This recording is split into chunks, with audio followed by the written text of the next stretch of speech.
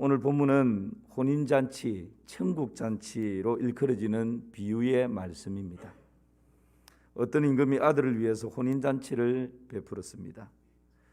그리고 종들을 보내어서 사람들을 초청합니다. 여기에서 잔치를 베푼 임금은 하나님을 의미하고 또 그 아들은 예수님을 의미합니다. 그리고 초청하러 보낸 종들은 하나님의 일꾼들이라고 말할 수 있겠습니다. 오늘 이 비유에 보면 크게 두 부류의 사람이 나옵니다. 첫째 부류의 사람은 초청을 거절한 사람들입니다. 그리고 또 한 부류의 사람은 택함을 받지 못한 사람입니다. 이 두 부류의 사람의 특징이 무엇인지를 오늘 말씀을 통해서 함께 살펴보려고 합니다. 첫 번째는 청함을 거절한 사람들입니다. 오늘 본문 5절 6절 말씀을 우리 같이 한번 읽어볼까요? 시작. 그들이 돌아보지도 않고 한 사람은 자기 밭으로 한 사람은 자기 사업으로 가고 그 남은 자들은 종들을 잡아 모욕하고 죽이니. 초청받은 사람들의 반응은 한결같이 거절을 합니다. 거부 의사를 표현합니다. 이유가 뭡니까? 5절에 보니까 한 사람은 자기 밭으로 갔다 그렇게 말씀합니다. 요즘 말로 하면 나는 직장이 바빠서 사는 것이 바빠서 생업이 바빠서 천국잔치 초청에 응할 수가 없다 그러면서 자기 일을 하기 위해서 가버렸습니다. 또 한 사람은 자기 사업을 하고 그렇게 말씀합니다. 이 사람은 비즈니스가 바빠서 장사를 해야 하고 밤늦게까지 일을 해야 하고 또 이 사람 저 사람 만나서 일을 성사시켜야 하고 사업하는 이런저런 일들 때문에 정신없이 바빠서 그 천국잔치에 내가 갈 수 없다 그렇게 답을 한 것입니다. 세 번째 사람은 더 심각합니다. 6절에 보니까 그 남은 자들은 종들을 모욕하고 죽이니. 초청 거절하면 되지. 초청하러 보낸 종들을 모욕하고 잡아 죽여버렸다 그렇게 말씀을 합니다. 임금이 노했습니다. 그 소식을 듣고는. 그래서 군대를 보내어서 그 사람들을 심판하고 동네를 불살라버렸다 그렇게 오늘 본문은 말씀하고 있습니다. 예수님께서 이 땅에 메시아로 오셨는데 자기 백성들이 예수님을 메시아로 받아들이지 않습니다. 거절해버립니다. 그리고 십자가에 못 박아 죽여버렸습니다. 하나님께서 그 유대인들을 심판하십니다. 주후 70년 로마 군대를 보내어서 예루살렘 성을 불살라버리고 무너뜨려버리는, 예루살렘 성전이 파괴되어버리는 그런 일들이 역사에서 실제로 일어났습니다. 이 초청의 장면을 보면서 우리가 이렇게 생각할 수 있습니다. 너무 임박해서 초청을 한 것 아닐까. 그래서 불가분 다른 계획들이 있었기 때문에 초청에 응할 수 없었던 거 아닐까라고 생각할 수 있습니다. 여러분들 그렇지 않습니까? 한 주 정도는 사람들마다 다 자기의 계획이 사전에 누굴 만나야 되고 어떤 일 때문에 어디를 가야 되고 다 이렇게 정해져 있는데 갑작스럽게 하루 전에 내일 몇 시에 볼 수 있겠습니까? 만날 수 있겠습니까? 식사할 수 있겠습니까? 이래버리면 참 난감할 때가 들어 있습니다. 저도 가끔씩 그럴 때가 있습니다. 혹시 이 사람들도 그러지 않았을까라고 생각할 수가 있죠. 그런데 유대인들은 갑작스럽게 그렇게 초청을 하지 않습니다. 혼인잔치에 초청을 하기 위해서는 2, 3주 전에 초청장을 보냅니다. 그리고 조금 잔치가 임박해서는 이제 정식으로 종을 보내어서 사람을 보내어서 다시 한번 정중하게 초청을 합니다. 그런데 오늘 본문에 보니까 4절 말씀을 보시기를 바랍니다. 4절에는 더 정중하게 초청을 하고 있습니다. 같이 읽어보겠습니다. 다시 다른 종들을 보내며 이르되 청한 사람들에게 이르기를 내가 오찬을 준비하되 나의 소와 살찜 짐승을 잡고 모든 것을 갖추었으니 혼인잔치에 오소서 하라 하였더니. 다시 4절을 보십시오. 다시 다른 종들을 보내며, 그러니까 2, 3주 전에 이미 초청장은 갔고, 그리고 이제 잔치날이 가까워서 종을 보냈다는 겁니다. 그런데 그 종을 보냈는데도 거절하니까 다시 다른 종을 또 보내었다라고. 이 정도로 지금 주인은 이 사람 초청을 위해서 이미 계획되어진 대로 애를 갖추어서 최선을 다해서 정중하게 초청을 하고 있다라는 것을 우리가 이 본문을 통해서 살펴볼 수가 있는 것입니다. 그러므로 나는 밭에 가야 된다, 나는 사업을 해야 된다, 이런저런 이유들을 대고 있지만 이것은 하나의 핑계요 변명에 불과한 것입니다. 이 사람들은 이 천국잔치, 혼인잔치 초청에 자기의 의지를 동원해서 분명하게 거절하고 있다, 변명의 여지가 없다라고 하는 것을 보게 됩니다. 여러분, 이 영광스러운 천국잔치에 왜 거절을 하는 것일까요? 우리는 두 가지 이유를 생각할 수 있습니다. 하나는 내세에 관심이 없는 것입니다. 이 땅의 삶이 바쁘고 이 땅의 삶을 열심히 살아가다 보니까 죽음 이후의 세계, 내가 이 땅에 내 생명이 끝나고 나면 어떤 세계가 펼쳐질까, 여기에 대해서 전혀 관심이 없이 지금 내 앞에 닥쳐 있는 이 일에 급급하게 살아가는 그런 인생, 이것이 거절의 이유입니다. 또 하나는 내세보다는 지금 현실이 더 중요하게 생각하고 있기 때문에 그렇습니다. 지금 내가 당장 먹고 사는 것이 더 중요하고, 자녀 문제가 더 중요하고, 지금 당장 나의 건강이 더 중요하고, 이런 일들에 매여 살다 보면 영원한 죽음 이후의 내세에 대해서는 전혀 생각 없이 하루하루를 급급하게 살아가는 사람들이 들어 있습니다. 그런데 여러분, 가만히 한번 생각해 보십시오. 현대인들이 아무리 바빠도, 집과 사업과 직장 때문에 아무리 바쁘게 그렇게 살아간다 할지라도 식사할 것은 다 합니다. 화장실 갈 거 다 가고요, 잠잘 거 다 잠자고, 생존에 필요한 내가 하고 싶은 핸드폰 열어서 때로는 1시간, 2시간도 시간 가는 줄 모르고 내가 좋아하는 그 영역에 대해서는 하고 싶은 거 다 하며 살아갑니다. 아무리 우리가 바쁘다 그러지만 여러분, 내가 진짜 하고 싶은 것은 다 하면서 살아갑니다. 그렇지 않습니까? 어제 우리 회복 캠프를 하면서 9시부터 10시까지 전부 다 핸드폰을 다 수거해가지고, 여러분 저도 마찬가지였습니다. 목욕실 딱 내려오면서 핸드폰 마지막 문자 딱 보내고는 핸드폰 끄고 10시 딱 끝나고 올라가서 핸드폰 다시 열었습니다. 핸드폰 없으면 죽는 것처럼 살아가는데 여러분, 12시간 정도 핸드폰 없이도 충분히 은혜 충만하게 살아갈 수 있는 것입니다.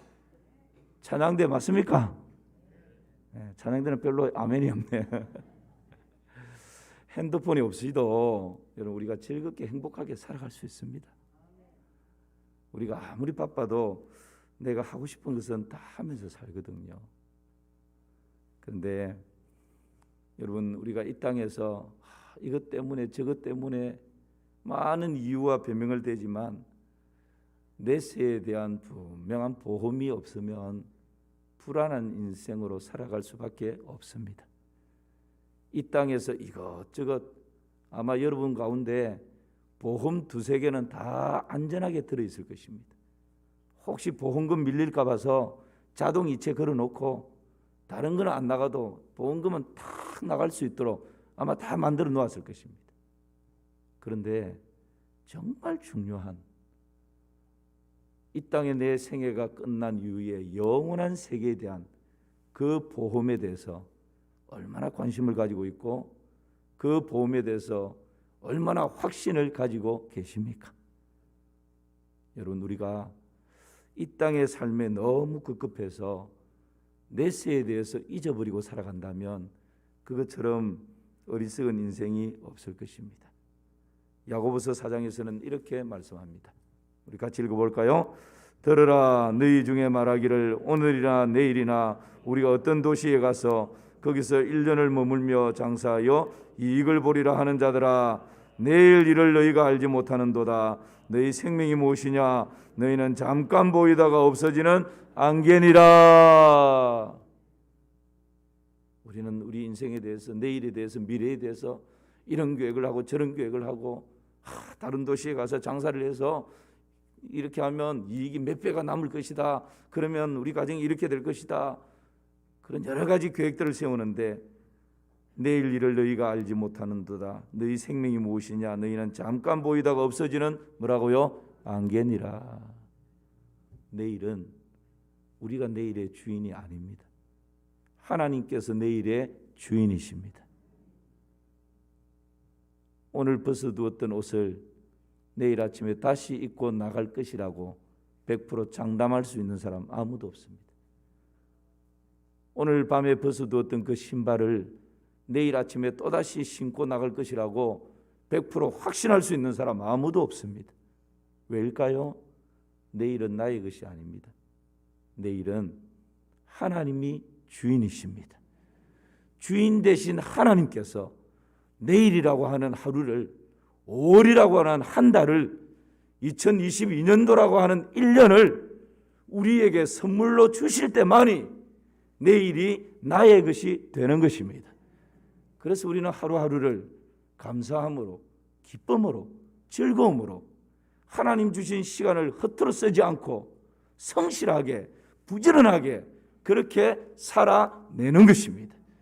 이것이 우리 인생의 주인 되신 하나님의 뜻대로 살아가는 것이죠. 그런데 여러분, 그 내세에 대해서 준비를 하지 않는다면 그처럼 어린 썩은 사람은 없는 것이죠. 전 세계에 파송된 악령들이 지옥에 있는 영원한 멸망의 집에 모여서 국제회의를 열었답니다. 주제는 인간을 멸망시키는 방법이라는 주제를 가지고 전부 다 모여서 의논을 합니다. 한 악령이 이렇게 제안을 합니다. 세상에 종교인들이 우리의 골칫거리니까 하나님이 없다고 유혹하고 미혹해서 하나님이 없다고 주장합시다. 그랬더니만 사람들이, 그 사람이 아니죠, 악령들이 막 박수를 치면서 지지를 보냈습니다. 그랬더니 야누스라고 하는 악마가 그거는 안 될 것 같다고 찬물을 끼얹습니다. 왜냐하면 아무리 하나님이 없다고 무신론을 주장해도, 그런 사상을 전폐해도 본래 사람의 마음속에는 종교심이라고 하는 것이 있기 때문에 때가 되면 뭔가 신에 대해서 찾게 되어 있다고. 그래서 그거는 성공할 수 없을 것 같다. 다들 시무룩해졌습니다. 다른 악령이 이렇게 제안합니다. 그러면 천국과 지옥이 없다고 주장합시다. 그래서 사람들이 방탕하게 그렇게 그냥 오늘만 바라보며 살도록 그렇게 만듭시다. 그랬더니 또 막 박수를 칩니다. 그랬더니 술집과 요정, 나이트클럽과 같은 이런 곳에 들락거리는 늙은 악마가 또 이렇게 이야기합니다. 내가 수백 년 동안 이런 환락가나 흥등가 같은 이런 곳에서 사람들을 유혹하고 미혹했는데 그게 우리의 생각대로 잘 안 되더라. 그렇게 유혹하고 미혹하니까 일시적으로 다 그렇게 빠져드는 것 같은데 뭔가 모르는 힘에 의해서 이들이 다시금 빛 가운데로 돌아가는 일들이 너무 많더라. 그래서 그거 별로 좋은 방법이 아닌 것 같다. 그래서 또 분위기가 싸해졌습니다. 이 말에 가만히 있던 악마 한 사람이 이렇게 얘기합니다. 이 사람은 학원에서 젊은 학생들을 유혹하고 미혹하는 그런 젊은 악마였습니다. 우리가 하나님도 있다 그러고 천국과 지옥도 있다 그럽시다. 뭐 있다 그러면 뭐 문제 있습니까? 그런데 하나님도 있고 천국도 있지만 우리가 사람들을 이렇게 미혹합시다. 내일 믿으면 되고 천국은 내일 가면 되는 것이니까 오늘은 먹고 마시고 즐기고 그렇게 육신의 소욕을 위해서 살아가자. 그렇게 사람들을 유혹하고 미혹합시다. 그러면 이 세상은, 이 세상 사람들의 내일은 암흑으로 바뀔 것입니다. 그러니까 모두가 막 박수를 쳤습니다. 여러분, 어쩌면 세상 사람들이 여기에 다 걸려드는지도 모르겠습니다. 내일 하자고, 내일 믿자고, 내일이 있는데 내일 하다가 그 인생이 어느 한순간 끝나버리는 것입니다. 잠언 27장에서는 이렇게 말씀하죠. 시작. 너는 내일 일을 자랑하지 말라. 하루 동안에 무슨 일이 일어날지 내가 알 수 없음이니라. 내년에 하지, 후내년에 하지. 여러분, 내일은 나의 것이 아닙니다. 내년은 나의 것이 아닙니다. 하나님께서 선물로 주신 오늘이 소중한 나의 날인 줄 믿으시기를 바랍니다. 미루면 안 됩니다.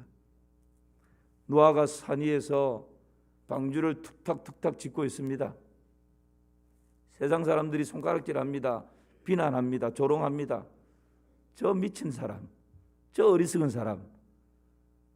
아니, 이 허구한 날 무슨 비가 온다고, 홍수가 난다고. 그리고 방주를 지으려면 저 바닷가나 강가에 가서 지어야지. 저 산 꼭대기에서 배를 짓는 사람이 어디 있냐고.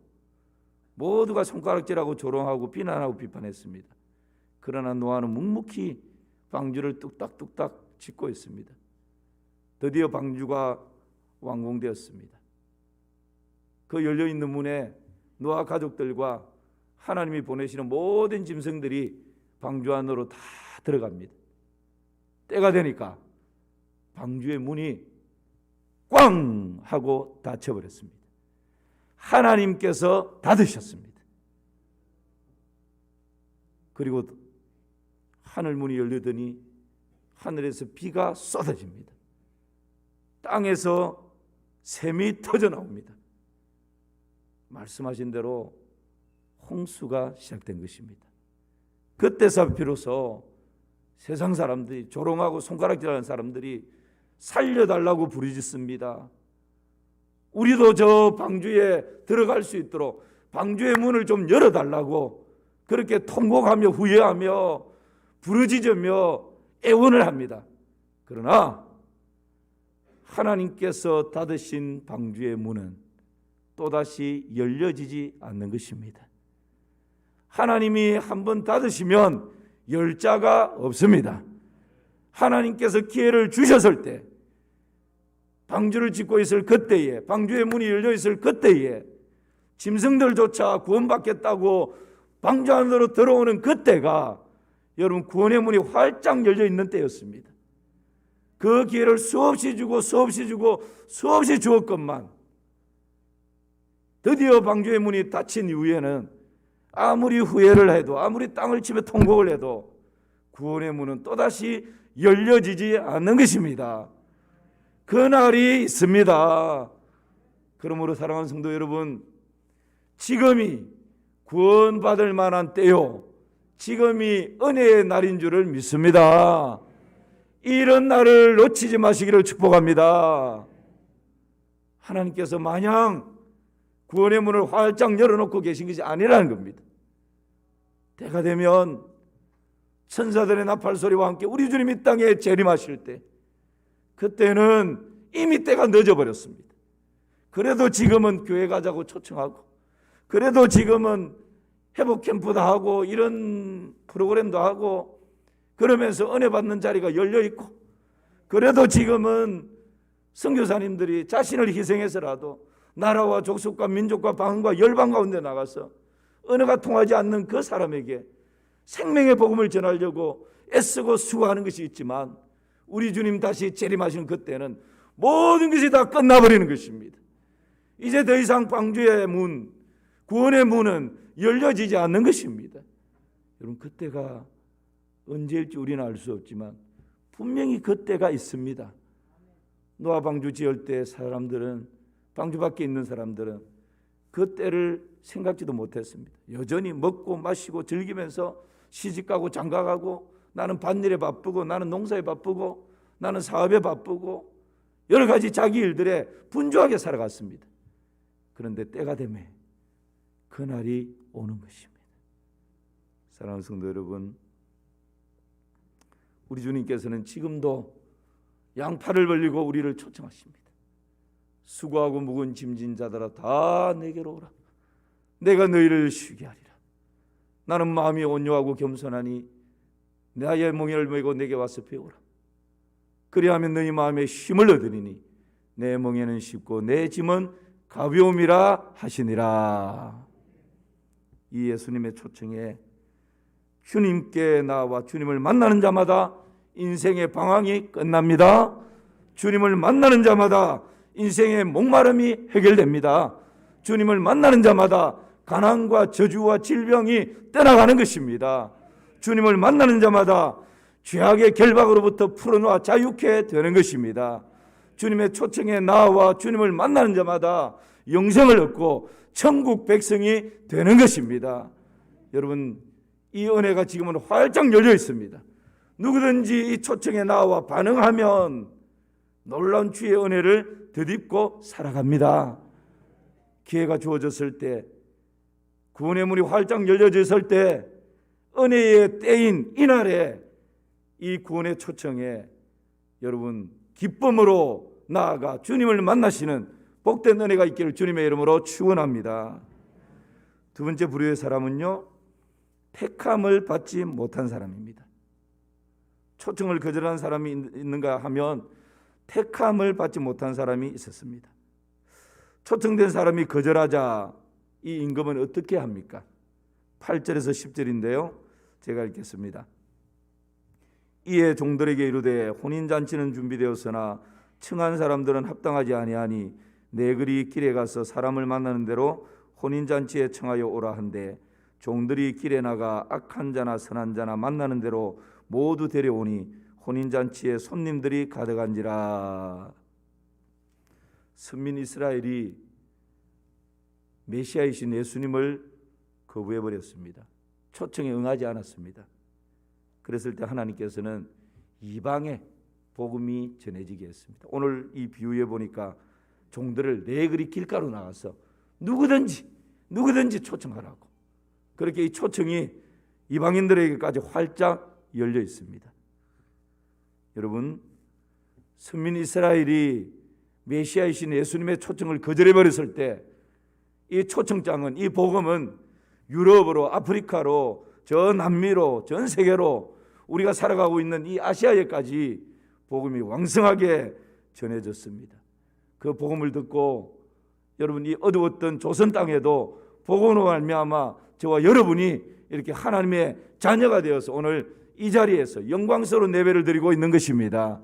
이것이 여러분 놀라운 은혜요 복이지 않습니까? 드디어 혼인잔치 자리에 임금이 방문을 합니다. 그런데 임금의 눈에 한 사람이 들어옵니다. 그 사람이 어떤 사람입니까? 11절에서 13절 말씀을 같이 또 읽어볼까요? 시작.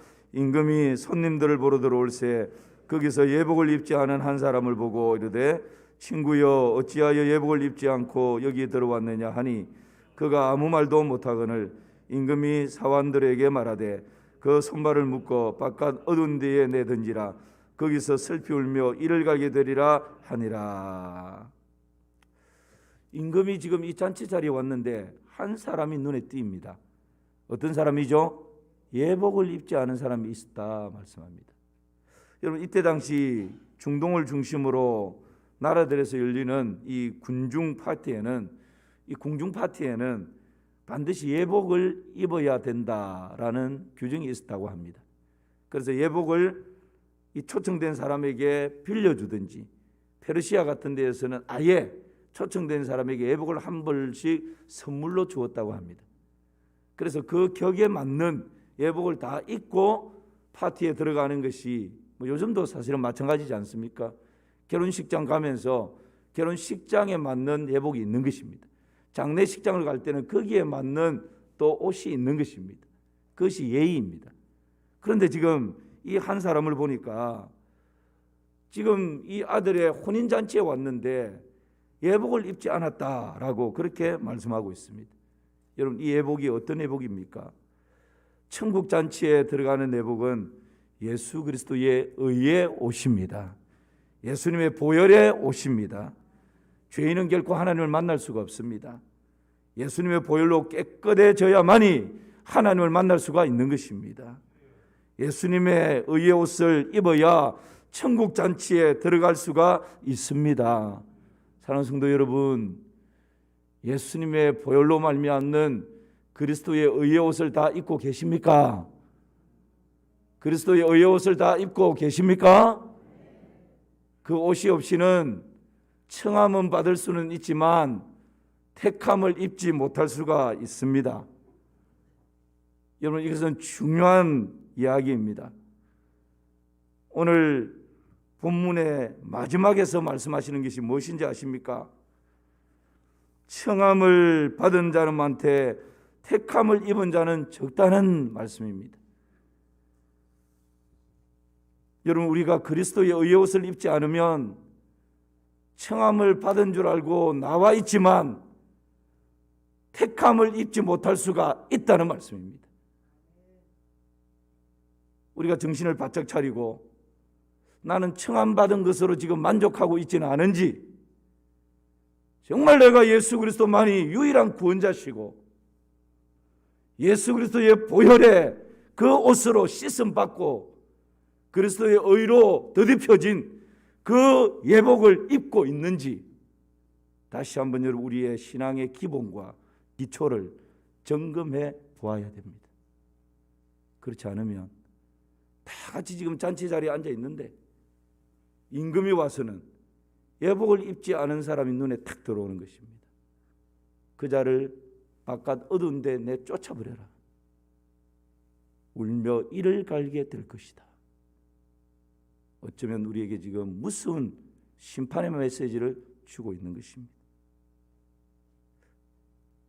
육체의 생명은 피에 있습니다. 내가 이 피를 너희에게 주어 제단에 뿌려 너희 생명을 위하여 속죄하게 하였나니 생명이 피에 있으므로 피가 죄를 속하느니라. 예수 그리스도의 보혈, 그리스도의 피 외에는 속죄받을 길이 없고 구원받을 길이 없는 것입니다.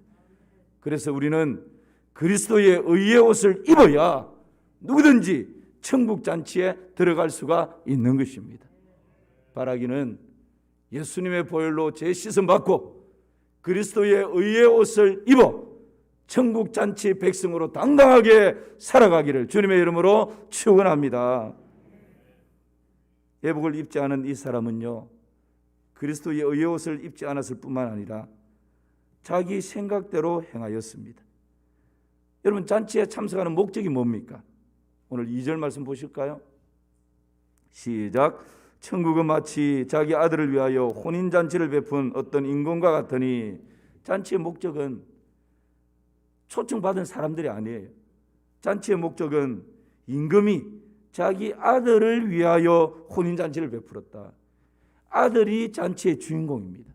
그러면 그 아들을 위해서 예복을 입는 것인데, 이 사람은 아니 나는 괜찮다고, 그런 예복 필요 없다고, 나는 자녀가 사준 밍크가 있으니까 오히려 그 예복보다 훨씬 비싸고 좋은 거라고, 나 이거 입고 들어가겠다고, 나는 이 세계에서 가장 유명한 디자이너가 특별하게 맞춰준 예복이기 때문에, 옷이기 때문에 당신이 주는 이런 옷, 뭐 공동으로 똑같은 거 입히는 이런 거 별로 좋아 안 한다고, 나는 내가 입고 있는 이 옷이 가장 좋은 옷이니까 이 옷 입고 들어가겠다고. 여러분, 자기 중심적인 생각입니다. 하나님께서 길이요 진리요 생명 되신 그리스도의 의의 옷으로만이 천국 잔치 예복이라고 규정해 주셨는데, 세상 사람들은, 세상의 종교는 이런 방법으로도, 이런 옷으로도 천국 잔치에 가능하다고 그렇게 이야기합니다. 여러분, 이것은 자기 중심적인 생각으로 신앙생활을 하는 것입니다. 여러분, 이런 옷으로는 결코 천국 잔치에 들어갈 수가 없습니다. 콘스탄티누스 대제가 로마의 국교로 기독교를 공인한 그때에 기독교 역사가들은 이렇게 평가를 하는 사람들이 있었습니다. 그때는 기독교의 승리의 때가 아니라 오히려 기독교가 타락하기 시작한 때다, 그렇게 평가를 했습니다. 왜 그럴까요? 기독교가 국교가 되다 보니까 자신의 의지와 상관없이 그냥 다 기독교인이 되어버리는 것입니다. 그러다 보니까 옷은 기독교 옷이라고 입고 있는데 그들의 중심에는 진정한 신앙의 고백이 없습니다. 자기 소견에 옳은 대로 다 행해버립니다. 그러더니 기독교가 타락의 길로 치닫는 시작이 되어버렸다라고 평가하는 것입니다. 상당히 일리가 있는 평가라고 할 수 있겠습니다. 여러분, 천국 잔치에 초청된 사람들은 준비된 내복을 입어야 합니다. 자기 생각으로 입는, 자기가 좋아하는 그 옷이 아니라 하나님께서 예배해 두신 그리스도의 의의 옷을 입어야만이 천국 잔치에 들어갈 수가 있는 것입니다. 그 천국 잔치를 함께 누릴 수가 있는 것입니다. 사랑하는 성도 여러분, 그리스도의 의의 옷을 다 입고 계십니까? 내가 입은 옷을 벗어버린다는 것은 뭡니까? 회개입니다. 생명에 이르는 회개입니다. 지금까지 나는 죄에 물들진 죄의 옷을 입고 있었는데 그 죄의 옷을 벗어버리는 생명에 이르는 회개가 필요한 것입니다. 그리고 그리스도의 의의 옷을 입는다는 것은 뭡니까? 믿음입니다. 믿음으로 예수 그리스도를 구주와 주로 영접하고 모셔드리는 것입니다. 회개와 믿음입니다. 이것을 통해서 모든 죄의 옷을 훌훌 벗어버리고 그리스도의 의의 옷을 제대로 입을 때 천국 잔치의 기쁨과 즐거움과 감사함을 누리게 되는 것이죠. 오늘 결론의 말씀을 다시 한번 보십시다. 마태복음 22장 14절 시작. 청함을 받은 자는 많되 택함을 입은 자는 적으니라. 저는 말씀을 준비하면서 참 마음이 무거웠습니다. 청함을 받은 자는 많되 택함을 입은 자는 적다라고. 하나님, 혹시 우리 마산 3.1교회 성도들 가운데 똑같이 이렇게 예배를 드리고 있는데 신앙생활을 하고 있는데 나는 청함받았다고 생각하고 있는데 정작 중요한 것은 택함인데 청함받은 것에 만족하고 그저 습관적인 신앙생활로 왔다 갔다 하고 있고 정말 중요한 택함에 대해서는 무관심하게 있는 분들 혹시 없을까? 이 본문의 마지막 결론의 말씀이 제 마음을 참 무겁게 했습니다. 청함을 받은 자는 많되 택함을 입은 자는 적다는 거예요. 오히려 거꾸로 됐으면 제 마음이 좀 편했을 것 같습니다. 청함을 받은 자는 적되 택함을 입은 자는 많으니라. 그랬으면 너무너무 좋았을 텐데 지금 반대라는 거예요. 사랑하는 성도 여러분, 우리 이 말씀 앞에서 겸비하십시다. 다시 나의 신앙의 기본과 기초를 한번 점검해 보십시다. 같은 장소에서 같은 시간에 같은 목사가 하는 설교를 들으면서 같이 앉아 있는데 다 청함을 받았는데 혹 우리 안에 택함을 입지 못한 그런 사람은 없는지, 혹 이 시간에 신천지나 이단에서 이 예배에 참석한 사람들이 있다면 바깥 어두운데 쫓겨나서 울며 이를 갈게 되는 그런 일들이 있을 것입니다. 제가 어떤 설교를 듣다 보니까 신천지나 이단에서는 주일날 각 교회들마다 두세 사람을 다 지역마다 다 파송을 한답니다. 그 얘기를 듣고 제가 깜짝 놀랐습니다. 야, 그럼 우리 교회도 있겠네. 그래서 좀 더 자세히 살펴보려고 합니다. 이렇게. 사랑하는 성도 여러분, 예수 그리스도의 의의 옷 외에는 안산홍 아니라 안산홍 할아버지라는 것, 그 어떤 것으로도 결코 구원의 길이 없습니다. 오히려 그런 사람들이 와 있다면 오늘 본문처럼 바깥 어두운 데 쫓겨나서 울며 이를 갈게 되는 일이 있게 되는 것입니다.